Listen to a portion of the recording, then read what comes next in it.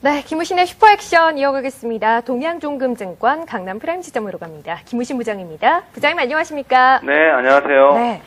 자, 어제 장중 고점이 정말 반등의 끝이었을까요? 오늘장 낙폭을 좀 키우고 있습니다. 물론 현재는 낙폭이 좀 만회가 되고 있네요. 코스피 0.5%까지 낙폭을 좀 줄였고 코스닥 지수는 오히려 상승으로까지 돌아섰는데요. 이 시각 현재 오후장 어떻게 읽고 계십니까?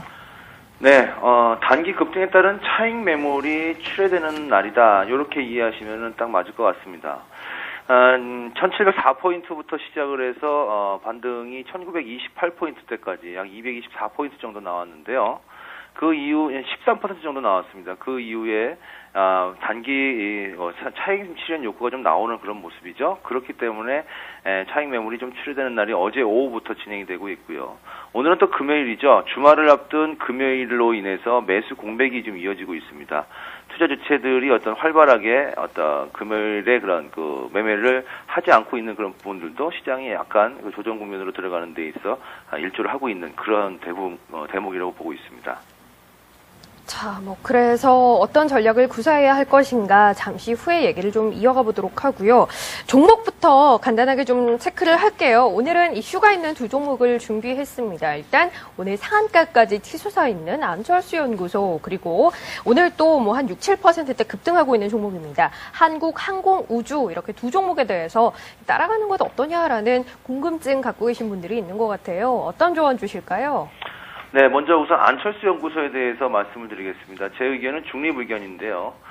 이 중립 의견이라는 것은 오늘과 관련된 이슈, 오늘에 나온 이슈 때문에 중립이라는 겁니다.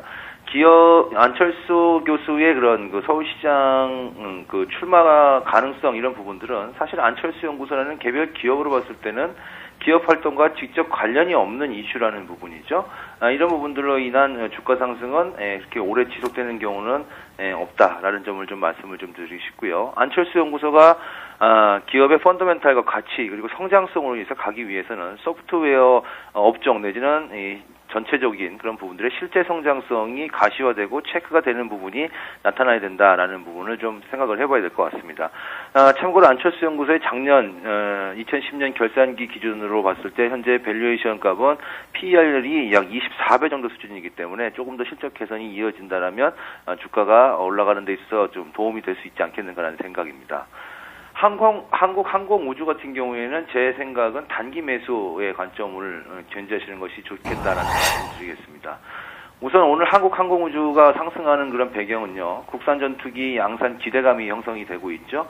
올해 안에 지금 국산 전투기 양산과 관련된 초도 물량이 체결될 가능성이 있다라는 부분들이 오늘 뉴스로도 나왔는데요. 이런 부분들이 바로 한국항공우주의 단기 매수 모멘텀이 되고 있습니다. 조금 중장기적인 관점으로 봤을 때는 이 수급 측면이라든지 희소성 측면에서의 그런 긍정적인 부분은 있습니다. 수급은 계속해서 기관들의 관심이 있고요. 희소성 측면에서는 전투기 또는 비행기를 직접 만드는 회사가 우리나라 증시에는 지금 유일하게 상장이 되어 있다는 것이 바로 희소성 측면이라고 볼 수 있겠습니다. 하지만 이 밸류에이션에 대한 부담은 현재 상존하고 있다는 것은 조금 염두를 해두셔야 될 그런 대목입니다. 네, 이렇게 두 종목 살펴봤고요. 마지막으로 오늘의 액션 들어보겠습니다. 일단 어제는 오후에 좀 차익 실현하는 것이 어떻겠느냐라는 의견을 주셨는데 꽤 도움이 됐을 것 같아요. 오늘은 개인 외에 사는 주체가 없는 시장 흐름입니다. 어떤 전략이 필요하겠습니까? 네, 차트를 보면서 잠깐 좀 같이 흐름을 한번 살펴볼까요? 지난 8월 22일 날 저점이 1704.54포인트였었고요. 어제 고점이 1928.40포인트였거든요.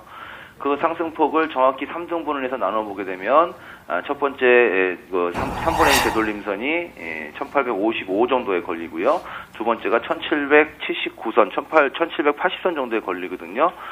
지금 보시는 바와 같이 3분의 1 되돌림에 정확히 지지를 받아주고 반등이 좀 나오는 모습이 나타나고 있습니다. 따라서 지금의 이러한 흐름들 1850에서부터 1920 정도 사이에서의 이런 주가 흐름은 그냥 자연적인 상승 과정에서 반등 과정에서 나오는 자연적인 차익 매물의 소화 과정과 유사한 그런 흐름이 유사한 흐름이다라고 보고 있는 관점이고요. 만약에 지금 이 관점에서 이 1850선이 이탈이 된다라고 했을 경우에는 1차 지지선 무너지는 그런 흐름이기 때문에 이 부분에서는 다소 좀 눌림폭이 좀 깊게 나올 수 있는 1800대 초반까지 나올 수도 있다는 것을 염두를 해둬야 될 것 같습니다. 일단 오늘의 액션을 말씀을 드리면요. 오늘은 주식 비중, 어제는 제가 주식 비중을 좀 낮추자라고 말씀을 드렸잖아요. 근데 오늘은 주식 비중을 확대하든 낮추든 이런 부분들은 일단 다음 주로 그 공을 좀 넘기자 이런 말씀을 좀 드리겠습니다.